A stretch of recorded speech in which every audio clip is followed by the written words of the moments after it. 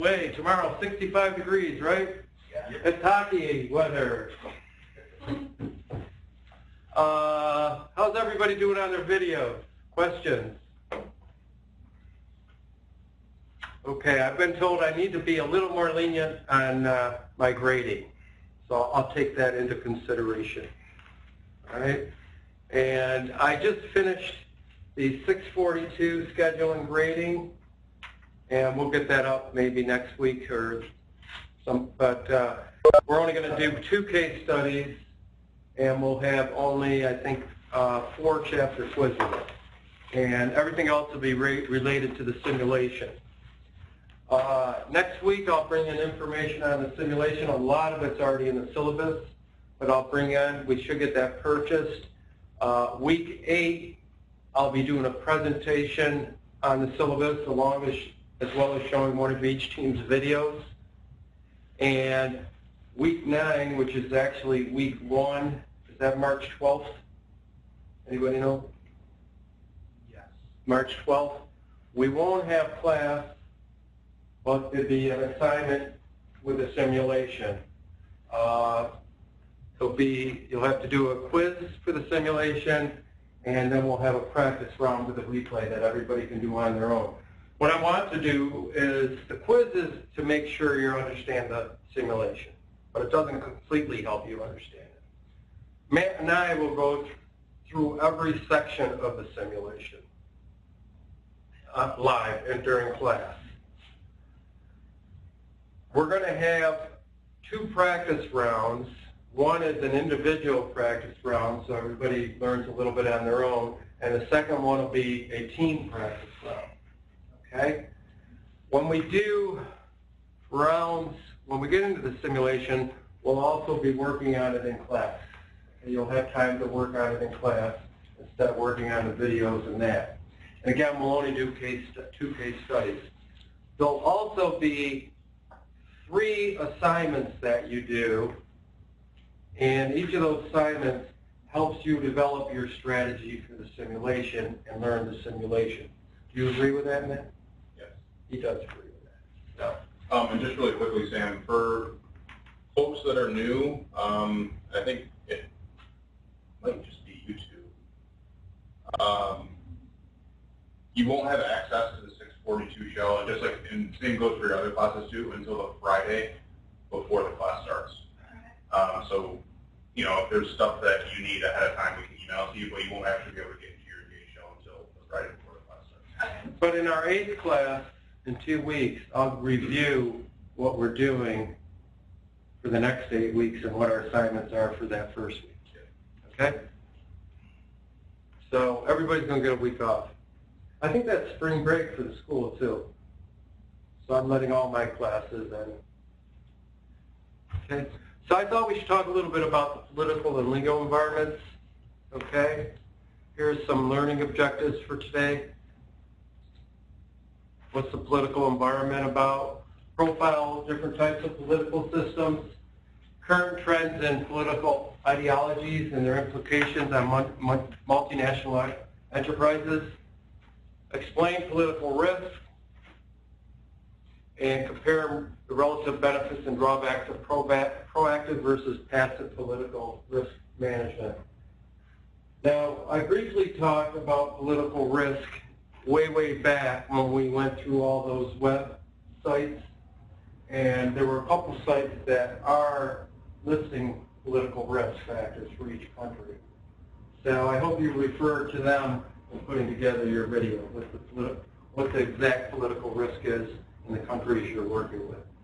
Okay? And you should know your legal systems too in the country. That's easy enough to find. There's so much information I gave you that on sites and different categories in each of those locations. And discuss principles and practices of legal systems. All right?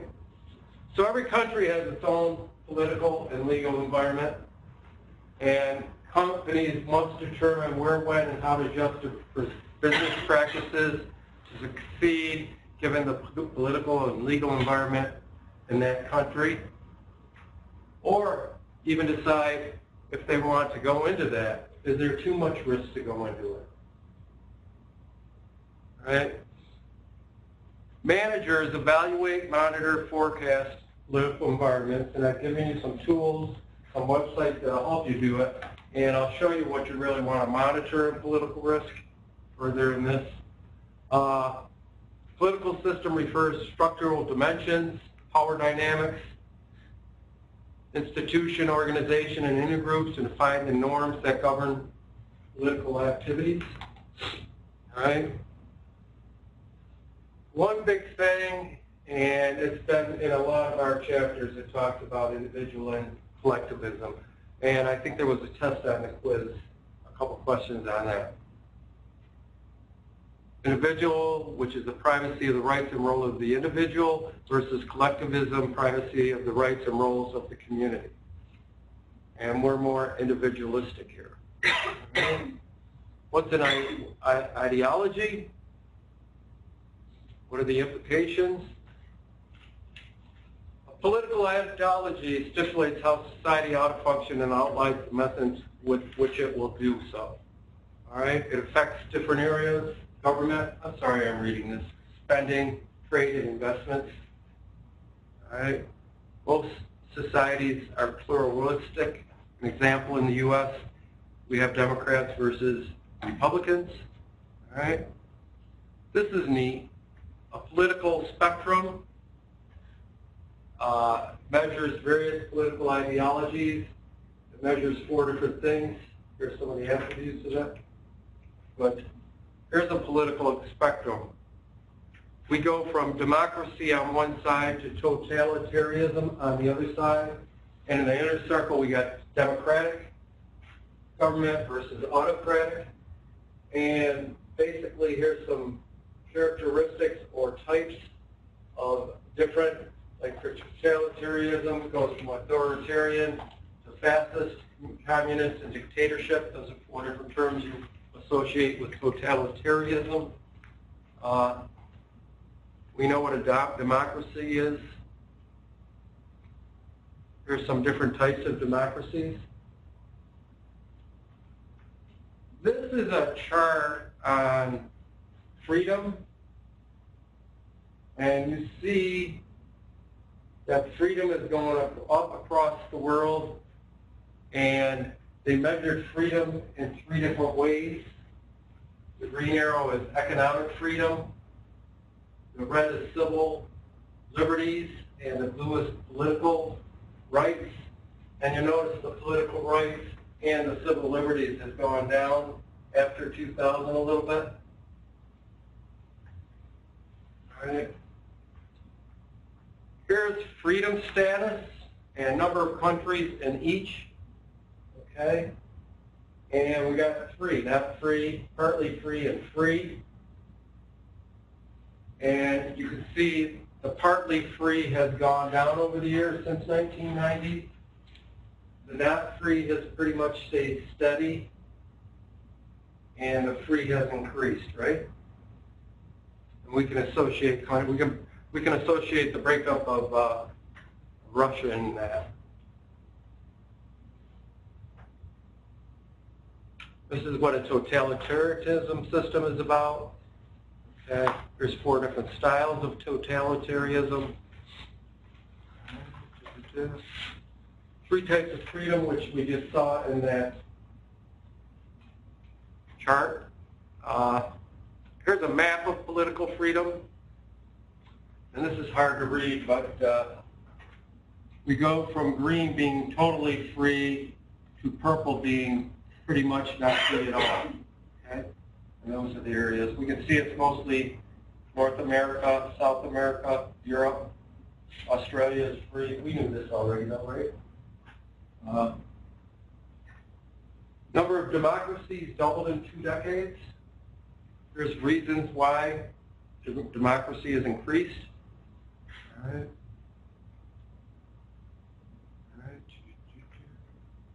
This is gains and losses in democracies. And you'll see as we moved into 2010, 11, 12, and 13, the declines are more rapid than the gains. And and before that it was the opposite. All right? This is what political risk is about.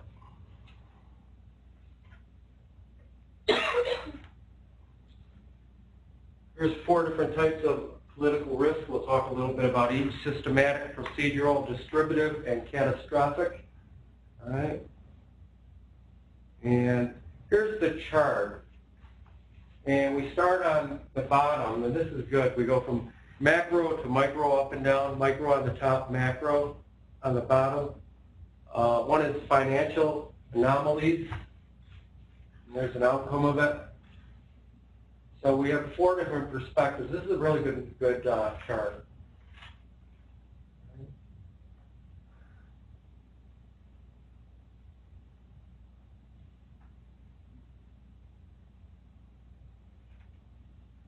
So legal system types are mostly common law, based on precedent and tradition, civil law, based on a set of laws, bureaucratic law, now we're looking at religious, customary law, based on customs and practices, right, and mixed systems. And this chart is the world and legal systems. The red is civil law. The blue, where we see again Australia, North America, is common law. The green areas are Muslim law, and so on. All right. So this talks about differentiating the rule of law versus the rule of man. Rule of law associated with democracies, rule of man associated with totalitarian type systems. All right, this is a chart on that. I'm going through this fast. Here's some concerns on the operational level. Starting a business, enforcing contracts, hiring, fire local workers, closing the business. Here's some strategic concerns. And this is on our module. I uploaded it, so all right. We know intellectual property rights. I like to go through these fast. Okay. So I just wanted to put that together as a reference for you guys. You can have it. And yeah. I put this up too if you want to review your responses, and I'm not going to go through much of this because my responses are longer than yours. Here were the key themes. The effects of the changing political scene resulting in the imposition of a non-standard domestication policy on foreign direct investors in this case. The need for foreign companies to adapt their marketing and competitive strategies to suit conditions in that particular marketplace. The role of localization policies across the marketing mix variables. Okay. Remember the marketing mix variables: product, price, place, and promotion.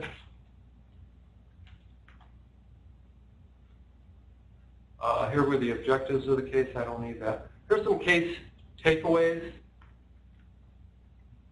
All right.